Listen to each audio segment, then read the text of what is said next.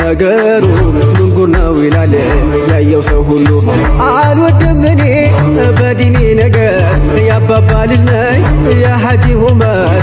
ረጅም ሀያት ተመኘሁ ላንቱ በሻሻይዋ ሀብቱን ንብረቱን የኔ የምታምሩ የኔ ሙሽራ ቢጀደዱበት